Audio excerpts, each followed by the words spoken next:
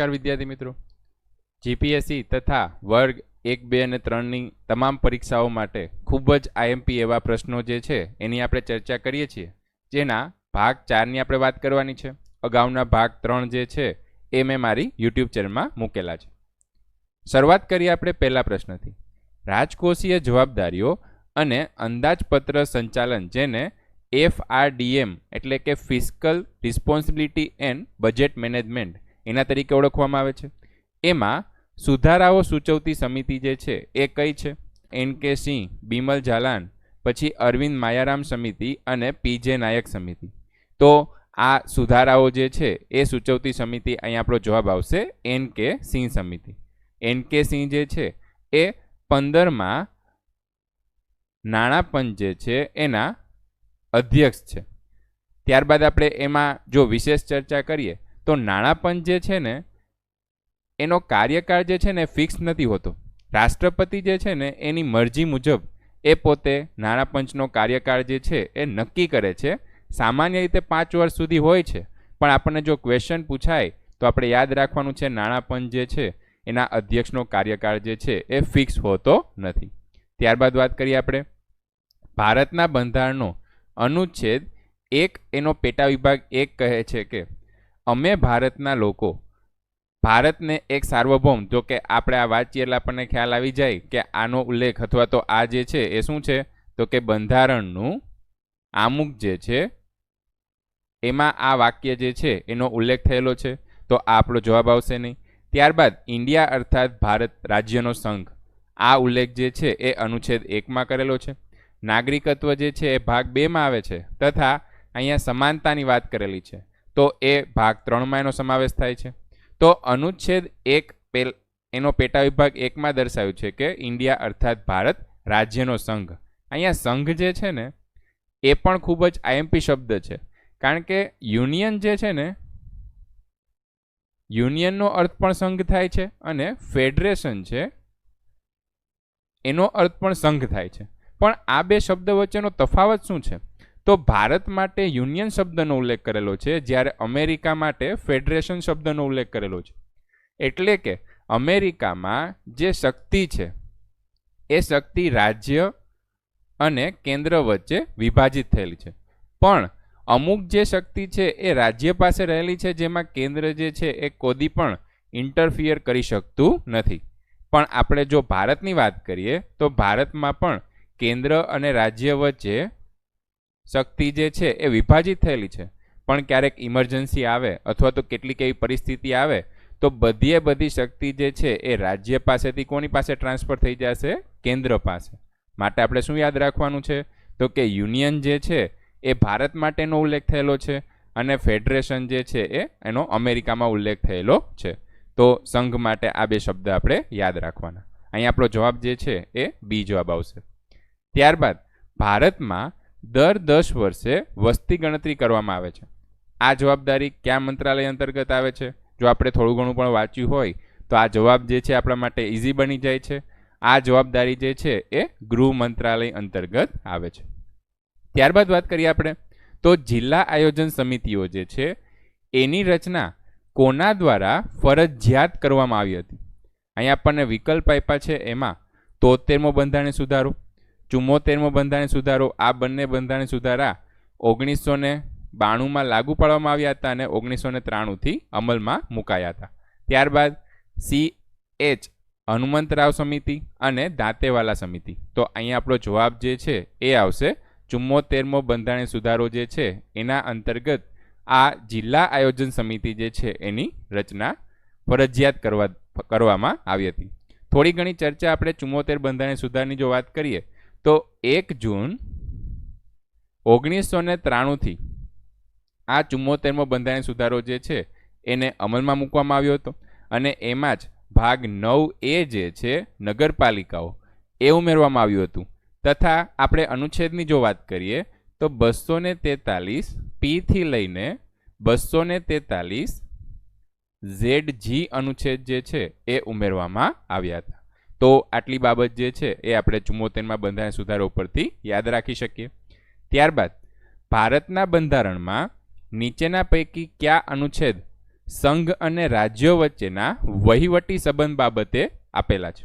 અહીંયા આપણને વિકલ્પ આપ્યા છે. એમાં 245 થી 255, 256 થી 263, 64 થી 268 અને 269 થી 279. અહીં આપણો જવાબ જે છે એ આવશે સંઘ અને રાજ્યો વચ્ચે વિભાજિત જે વહીવટી જવાબદારીઓ છે, જેમાં આપણે વિષયો કહીએ છીએ સંઘના વિષયો, રાજ્ય વિષયો અને સંયુક્ત વિષયો, તો એનો ઉલ્લેખ જે છે એ 256 થી લઈને 263 અનુચ્છેદમાં કરેલો છે. અહીંયા આપણને ખાસ એક અનુચ્છેદ વારંવાર પૂછાય છે, એ છે 257. આ અનુચ્છેદ જે છે એમાં ઉલ્લેખ કરેલો છે કે અમુક સંજોગોમાં, આપણે હમણાં પણ ચર્ચા કરી કે અમુક સંજોગોમાં રાજ્યો ઉપર સંઘનું નિયંત્રણ, કોનું નિયંત્રણ આવશે? સંઘનું નિયંત્રણ. જેમ કે કટોકટી જેવી સ્થિતિ હોય, અથવા તો કે આપણે રાષ્ટ્રીય શાસન કે રાષ્ટ્રીય કટોકટી જે છે એ આપણે કહીએ છીએ કેટલાક રાજ્યોમાં રાષ્ટ્રપતિ શાસન આવે, તો આવી કેટલીક બાબત હોય એમાં રાજ્ય જે છે એની શક્તિ સાવ શૂન્ય થઈ જશે અને કેન્દ્ર જે છે એ એમાં વર્ચસ્વ પોતે વધારી દેશે.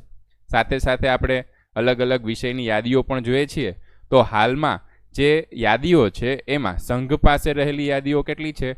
તો 97. ત્યારબાદ રાજ્ય યાદીની જો વાત કરીએ તો એ છે 66 અને સંયુક્ત યાદી જે છે એ કેટલી છે? તો એમાં આપણો આન્સર આવશે 47.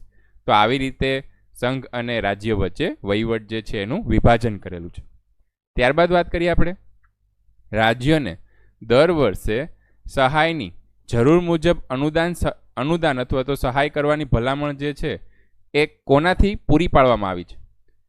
અહીંયા આપણે વાત કરીએ તો રાજ્ય જે છે એને અનુદાન મળે છે કોના તરફથી? સંઘ તરફથી અનુદાન મળે છે. અને આ ભલામણ જે છે એ કોના દ્વારા કરવામાં આવે છે? સંસદ દ્વારા કરવામાં આવે છે.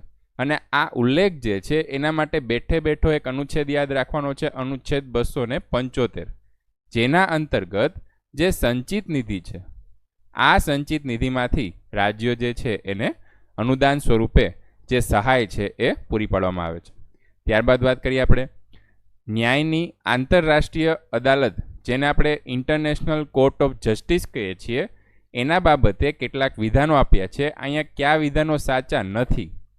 તો નથી ઉપર આપણે રાઉન્ડ કરી દઈએ. પહેલાં તો ન્યાયાધીશ જે છે એની કુલ સંખ્યા 15 છે. આ વિધાન સાચું જ છે. ન્યાયાધીશની કુલ સંખ્યા કેટલી છે? એમાં 15 છે. મુખ્ય ન્યાયાધીશ જે છે એને પ્રાઇમ જજ તરીકે ઓળખવામાં આવે છે. આ વિધાન જે છે એ ખોટું છે. ત્યારબાદ ન્યાયાધીશો જે છે એની 6 વર્ષની મુદત માટે નીમવામાં આવે. તો અહીંયા શું યાદ રાખવાનું છે? 6 વર્ષ નહીં, કેટલા? 9 વર્ષની મુદત માટે નીમવામાં આવે છે. અને અદાલતનું સભ્યપદનું વિતરણ એશિયામાંથી જો વાત કરીએ તો 3 સભ્યો જે છે એ એનું પ્રતિનિધિત્વ કરે છે. તો આ ચોથું વિધાન જે છે એ પણ સાચું છે. તો અહીંયા આપણો જવાબ જે છે એ શું આવશે? પહેલું અને ચોથું વિધાન સાચું છે, જ્યારે બીજું અને ત્રીજું વિધાન જે છે એ વિધાન ખોટું છે. અહીંયા આપણે જો ઇન્ટરનેશનલ કોર્ટ ઓફ જસ્ટિસ, જેને ICJ તરીકે ઓળખવામાં આવે છે, એનું હેડક્વાર્ટર ક્યાં આવેલું છે? તો ધ હેગ, નેધરલેન્ડ જે છે એના ધ હેગમાં એનું હેડક્વાર્ટર આવેલું છે. તો આ વાત કરીએ આપણે ICJની. ત્યારબાદ વાત કરીએ આપણે અલાયદા રેલવે અંદાજપત્ર જે છે એની પરંપરા 2016 સુધી પ્રચલિત હતી. આ રેલવે અંદાજપત્ર જે છે એની પરંપરા ક્યારથી શરૂ થઈ હતી? તો આ તમને ખ્યાલ જ હોય કે 1921 જે છે ત્યારથી આ પરંપરા જે છે એ શરૂ થઈ હતી. જ્યારે આમાં સુધારો જે છે એ ક્યારે આવે છે? તો 21 સપ્ટેમ્બર 2016ના રોજ આ ફેરફાર જે છે એ પાછો કરવામાં આવે છે આમાં. અને સાથે સાથે આપણે શું યાદ રાખવાનું છે કે રેલવે બજેટ જે છે એ અને કેન્દ્રીય બજેટ જે છે એ એક સાથે થઈ જાય છે. થોડી ઘણી ચર્ચા આપણે 1921ની કરીએ તો એમાં British railway economist William Mitchell Acworth, આ કોણ હતા? તો કે બ્રિટિશ રેલવે ઇકોનોમિસ્ટ હતા. એને પોતાનો એક રિપોર્ટ રજૂ કર્યો, જેને એકવર્થ રિપોર્ટ કહેવાય છે. ઘણી વખત આપણને ક્લાસ 3 લેવલે તો ન પૂછાય, પણ ક્લાસ 1-2 લેવલે 1-2 વખત પૂછાયેલું છે કે એકવર્થ રિપોર્ટ જે છે એ કયા બાબતમાં હતો? તો એ રેલવે બજેટ અને કેન્દ્રીય બજેટ જે છે એને અલગ કરવા બાબતે હતો. તો આ આપણે યાદ રાખવાનું છે. એકવર્થ રિપોર્ટ જે છે એ 1921માં રજૂ કરવામાં આવ્યો હતો અને એમાં જે ચર્ચા કરેલી હતી કે રેલવે બજેટ અને કેન્દ્રીય બજેટને અલગ રાખવામાં આવે. તો અહીં આપણો જવાબ જે છે એ આવશે 1921. National commission four minorities act 1992 જે છે એના અંતર્ગત કેન્દ્ર સરકાર દ્વારા રચાયેલી નેશનલ કમિશન ફોર માઇનોરિટીઝ એમાં કઈ કઈ સમુદાય જે છે એને દાખલ કરવામાં આવ્યા હતા. અહીંયા આપણને અલગ અલગ વિકલ્પ આપ્યા છે. એમાં આમ જોવા જાય તો મુસ્લિમ, ખ્રિસ્તી અને શીખ જે છે એ તો બધામાં આવે જ છે. ખાસ આપણે શું યાદ રાખવાનું છે, એમાં સિંધીનો સમાવેશ થતો નથી. તો આ આપણે જો બાદ કરી દઈએ તો આપણો જવાબ જે છે એ શું આવશે? અહીંયા બૌદ્ધ, ઝરથોસ્ટ અને જૈન આ અલગ અલગ જાતિઓ જે છે એને માઇનોરિટીઝની અંદર મૂકવામાં આવ્યા હતા. ત્યારબાદ વાત કરીએ આપણે બંધારણની કઈ અનુસૂચિ જે છે એ ઘણા રાજ્યોમાં અનુસૂચિત વિસ્તારો જે આવેલા છે એના વહીવટ અને નિયમન અંગેની છે. તો 12 અનુસૂચિ જે છે એ આપણને ખાસ યાદ હોવી જોઈએ. જેમાં અહીંયા આપણો જવાબ જે છે એ શું આવશે? 5મી અનુસૂચિમાં કેટલાક અનુસૂચિત વિસ્તારો છે એના વિશે ચર્ચા કરેલી છે અને એમાં કેવી રીતે વહીવટ કરવો એના અંગેની જોગવાઈ કરેલી છે. અહીંયા 12 અનુસૂચિ આપેલી છે, જેમાં ખાસ આપણે તફાવત શું યાદ રાખવાનો છે? બીજી અનુસૂચિ અને ત્રીજી અનુસૂચિ. જેમાં આપણે શું ભૂલ કરીએ છીએ? પગાર અને ભથ્થા જે છે ને એ ત્રીજી અનુસૂચિમાં લખી નાખીએ છીએ. તો પગાર અને ભથ્થા જે છે એ બીજી અનુસૂચિમાં આવશે અને શપથ જે છે એના નમૂના કેમાં આપેલા છે? ત્રીજી અનુસૂચિમાં આપેલા છે. પછી ક્લાસ 3 લેવલે આપણને 10મી અનુસૂચિ જે છે પક્ષ પલટા વિરોધી કાનૂન એ પણ ઘણી વખત પૂછાયેલું છે. ત્યારબાદ વાત કરીએ આપણે કેન્દ્રીય તકેદારી કમિશન, જેને આપણે CVC કહીએ છીએ, સેન્ટ્રલ વિજિલન્સ કમિશન, એની પસંદગી માટેની સમિતિ જે છે એના કોણ સભ્ય નથી હોતા? એટલે કે એની પસંદગી માટે એક સમિતિ બનાવવામાં આવે છે. એમાં અલગ અલગ સભ્યો જે છે એ પોતે હોદ્દાની રૂએ હોય છે. તો એમાં કેનો સમાવેશ નથી થતો? અહીં આપણને વિકલ્પ આપ્યા છે વડાપ્રધાન, ગૃહમંત્રી, પછી ભારતના મુખ્ય ન્યાયાધીશ અને લોકસભાના વિરોધ પક્ષના નેતા. તો અહીંયા આપણો જવાબ જે છે એ આવશે ભારતના જે મુખ્ય ન્યાયાધીશ છે અથવા તો મુખ્ય ન્યાયમૂર્તિ જે છે એ આ CVCના પસંદગી માટેની સમિતિ છે એના પોતે સભ્ય નથી હોતા. સાથે સાથે થોડીક ફેક્ટની જો આપણે ચર્ચા કરીએ તો ભ્રષ્ટાચાર રોકવા માટે આ CVC જે છે એ સેન્ટ્રલ વિજિલન્સ કમિશન એક એવી વૈધાનિક સંસ્થા જે છે એ બનાવવામાં આવેલી છે. એની સ્થાપનાની જો વાત કરીએ તો સ્થાપના 1964માં થઈ હતી અને આના માટેની સમિતિ જે છે એ ઘણી વખત પૂછાયેલી છે. જેમાં કઈનો સમાવેશ થાય છે? સંથામન સમિતિ જે છે એના દ્વારા આ CVC જે છે એ સ્થાપવાની ભલામણ કરવામાં આવી હતી. અને એને જે વૈધાનિક દરજ્જોની વાત કરીએ તો વૈધાનિક દરજ્જો જે છે એ 2003માં મળેલો હતો. તો આ વાત કરીએ આપણે CVC વિશે. ત્યારબાદ વાત કરીએ નીચેના પૈકી કયું વિધાન શિક્ષણનો અધિકાર 2009 અંતર્ગત સાચું નથી? અહીંયા આપણને શું કીધું છે? સાચું નથી. તો અહીંયા આપણને અલગ અલગ વિકલ્પ આપ્યા છે. એમાં શારીરિક સજા અને માનસિક કનડગત પર પ્રતિબંધ, કેપિટેશન ફી પર પ્રતિબંધ, પછી રાષ્ટ્રીય અને રાજ્ય સલાહકાર પરિષદ જે છે એની રચનાની જોગવાઈ. તો આ બધી જોગવાઈ જે છે એ શિક્ષણનો અધિકાર, જેને આપણે RTE કહીએ છીએ, રાઇટ ટુ એજ્યુકેશન, એના અંતર્ગત એનો સમાવેશ કરવામાં આવેલો છે. તો આ દરેકે દરેક બાબત જે છે એનો સમાવેશ કરેલો છે. એટલે આપણો જવાબ જે છે એ શું આવશે? ઉપરનામાંથી એક પણ નહીં. તો અહીંયા આ રીતે આપણો જવાબ આવશે. થોડી ઘણી આપણે ચર્ચા RTE બાબતે કરીએ તો 1 એપ્રિલ 2010થી આ RTE જે છે એને કાર્યરત કરવામાં આવી છે. 2009 જે છે એમાં તો શું થયું હતું? તો કે આ બાબતે કાયદો જે છે એ ઘડાયો હતો અથવા તો સંસદમાંથી પસાર થયો હતો, પણ લાગુ ક્યાંથી થાય છે? 1 એપ્રિલ 2010થી. અહીં આપણે થોડી ઘણી ચર્ચા તો વધારે કરીએ તો 86મો બંધારણીય સુધારો જે છે એના અંતર્ગત આ જે RTE જે છે એ દાખલ કરવામાં આવ્યું હતું. અને વર્ષની જો વાત કરીએ તો એમાં આવશે 2002 વર્ષ. તો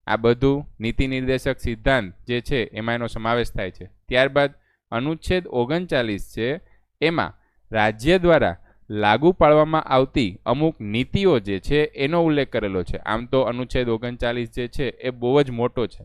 આપણે થોડી ઘણી ચર્ચા કરીએ તો સ્ત્રી અને પુરુષ જે છે એનું સમાન વેતન, આ ક્વેશ્ચન ઘણી વખત પૂછાયેલું છે. તો સમાન વેતનની જોગવાઈ અનુચ્છેદ 39માં કરેલી છે. પછી તો કે જે નોકરી કરતા હોય, સ્ત્રી પુરુષ હોય, પછી બાળકો હોય, એ નોકરી કરતા હોય તો તેનું સ્વાસ્થ્ય જાળવવું, આ પણ જવાબદારી કોની રહેશે? તો કે રાજ્ય સરકાર જે છે એની રહેશે. આવી બધી જોગવાઈ કેમાં કરેલી છે? આપણને અનુચ્છેદ 39માં. અહીંયા આપણે વાત કરીએ અનુચ્છેદ 37ની. તો અનુચ્છેદ 37 અંતર્ગત કીધું છે કે ન્યાયાલય જે છે એ રાજ્ય નીતિના જે સિદ્ધાંતો છે એના અમલ બળજબરીપૂર્વક પોતે કરી શકશે ને. એટલે કે ન્યાયાલય જે છે એ કોઈ રાજ્યને એવું નહીં કે તમારે આવી રીતે સુશાસન જે છે એ ચલાવવું જ જોઈએ, પણ રાજ્ય જે છે એની જવાબદારી છે કે એણે પોતે શાસન જે છે એ વ્યવસ્થિત રીતે કરવું જોઈએ. તો અહીંયા આપણો જવાબ જે છે એ શું આવશે? અનુચ્છેદ 37 જે છે એમાં રાજ્યએ કેવી રીતે શાસન કરવું જોઈએ અથવા તો પોતાની જવાબદારી જે છે એનું કેવી રીતે પાલન કરવું જોઈએ એનો ઉલ્લેખ કરેલો છે. ત્યારબાદ વાત કરીએ આપણે, જે રાજ્યમાં વિધાનસભાના 2 ગૃહો હોય તેમાં વિધાન પરિષદનો કાર્યકાળ જે છે એ કેટલો હોય છે? અહીંયા આપણે વિધાન પરિષદ જે છે એ અને રાજ્યસભાને સારી રીતે આપણે સરખાવી શકીએ, કારણ કે બંનેમાં કાર્યકાળ જે છે એ ફિક્સ હોતો નથી. એટલે કે તે કાયમી ગૃહ છે. આમ જોવા જાય તો સભ્ય જે છે એનો કાર્યકાળ કેટલો હોય છે? 6 વર્ષનો હોય છે. પણ આ બંને ગૃહ જે છે એ કાયમી ગૃહ છે, એનું કદી વિસર્જન થતું નથી. તો અહીંયા આ વિધાન પરિષદ જે છે એ વિસર્જનને પાત્ર નથી. દર બીજા વર્ષે 1/3 સભ્યો જે છે એ નિવૃત્ત થાય છે. તો આપણો અહીંયા જવાબ જે છે એ શું આવશે? વિધાન પરિષદ અને રાજ્યસભા બેમાંથી કોઈ પણ પૂછ્યું હોય, આપણો જવાબ જે છે એ અહીંયા ડી આવશે. ત્યારબાદ વાત કરીએ આપણે, નીચેના પૈકી કોના દ્વારા વહીવટી ટ્રિબ્યુનલ જે છે એની રચના કરવામાં આવી છે?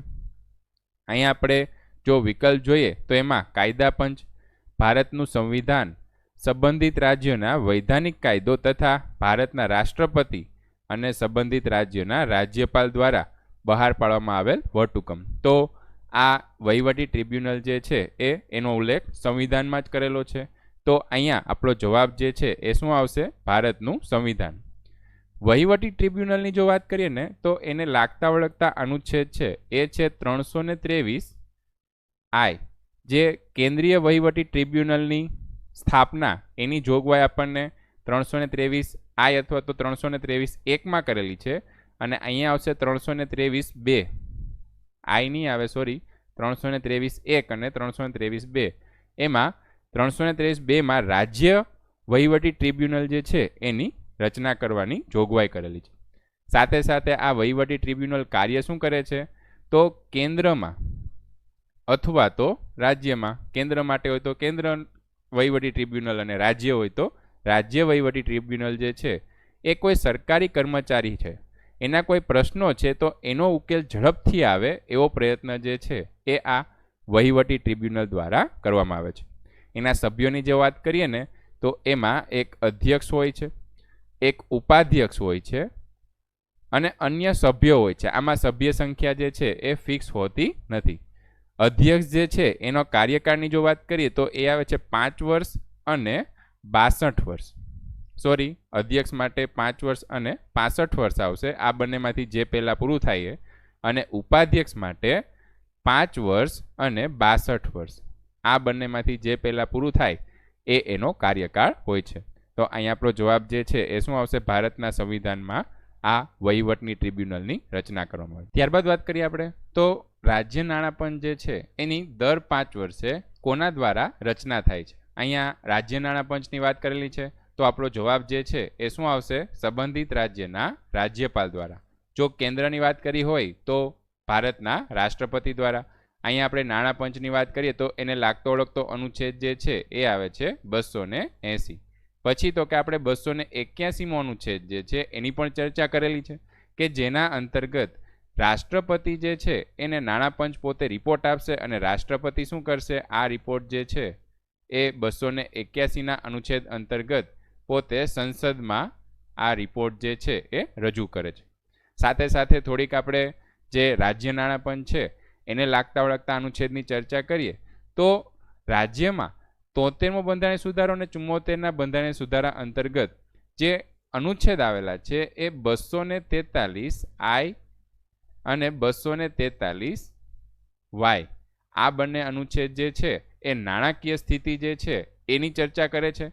તો એના અંતર્ગત જે રાજ્યપાલ છે એ આ રાજ્યની જે નાણાકીય સ્થિતિ છે એનું અનુમૂલન કરવા માટે અથવા તો એની ચકાસણી કરવા માટે દર 5 વર્ષે નાણાપંચની નિમણૂક કરે છે.